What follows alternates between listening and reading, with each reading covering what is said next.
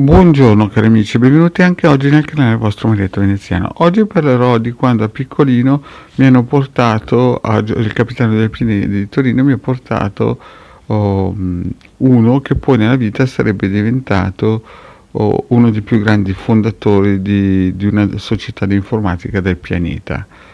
E però lo voglio raccontare come l'ho vissuto io da piccolino, ma prima di fare questo il vostro Marietto Veneziano vi vuole chiedere di iscrivervi al canale YouTube di Ildegala, al canale YouTube del vostro Marietto Veneziano, di venirci a trovare nei nostri gloriosi gruppi Facebook e anche iscrivervi, chiaramente i link sono sotto qui in descrizione, e anche nel canale di Telegram dove alle 20:30 ogni lunedì sera il Degala Marietto Veneziano coadiuvati da Midas elargiscono dei piccoli insegnamenti esoterici gratuiti. Chiaramente se avete problemi chiedete pure a Midas, che è sempre felice di aiutarvi.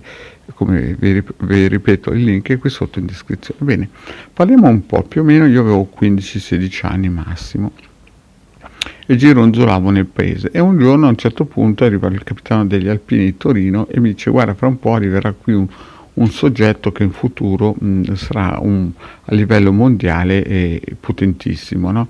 Però te lo voglio far conoscere prima per vedere un po' che tipo era e che tipo è, no? E però prima fece arrivare i genitori. I genitori erano chiaramente avvocati di una grandissima città americana, penso di Los Angeles. Erano degli avvocati di grido potentissimi, potentissimi, quelli che erano dei schiavisti, in poche parole, no? E parlavano solo inglese, erano arroganti, erano proprio, sapete, quei tipi che perché hanno il denaro pensano di camminare sul corpo delle persone. Io ero piccolino, non capivo niente di inglese, però percepivo dalle loro vibrazioni che, se anche facevano i salam alecchi, i sorrisi di circostanza, erano personaggi proprio arroganti, arroganti dentro. Infatti poi li ho incontrati verso 23 anni, penso, roba del genere. Un po' quando hanno capito che era il capitano degli Alpini vostro Marietto, hanno abbassato le orecchie di circostanza alla Fantozzi, diciamo così, però il succo era sempre quello. Era gente brutta dentro, arrogante, e sapete, è deboli coi forti e forti coi deboli, quei personaggi lì, ma chiaramente al capitano degli Alpini non gliela faceva nessuno.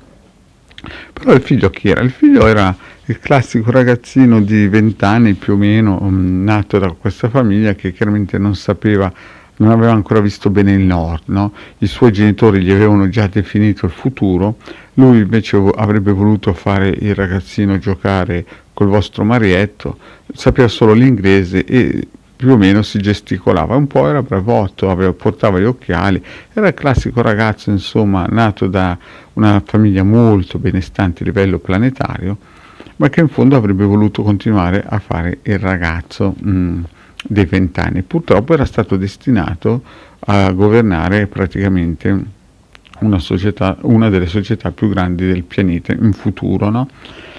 Passano gli anni e in questi giorni io sto leggendo un po' cosa ha combinato questo ragazzo che adesso avrà 65-70 anni, e le sta combinando proprio di tutti i colori. Cioè aveva proprio ragione il capitano degli Alpini, a parte costruire vaccini e avere multinazionali che stanno praticamente distruggendo i bambini dell'India, dell'Africa, insomma ne sta combinando una più di Bertoldo. È proprio cambiato quel tipo lì. Io ai miei tempi, quando giocavamo in giro per il paese, era proprio un sempliciotto. Si vede proprio che nel DNA, nella sua eugenetica, chiamatela poi come volete, nella sua anima, nel suo karma, quel sempliciotto lì che con questi occhiali che sembra un stinco di santo, ne ha combinati tutti i colori. Sono un po' deluso di questo soggetto, perché mi piaceva, perché quando lo vedevo al telegiornale, che lo inquadravano ogni tanto, andavo a vedere anche le partite di ping pong. Eppure quello che si legge dietro le quinte di questo soggetto, cosa ha fatto, si può dire solamente che è figlio dei suoi genitori, tale padre, tale figlio.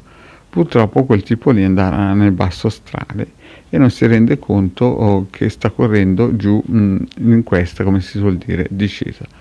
Questo racconto per dirvi che alcune volte alcuni figli sono proprio destinati a essere come i genitori, anzi lui peggio dei genitori, perché i genitori si erano fermati a Los Angeles, cioè erano fortissimi in quella zona lì, no?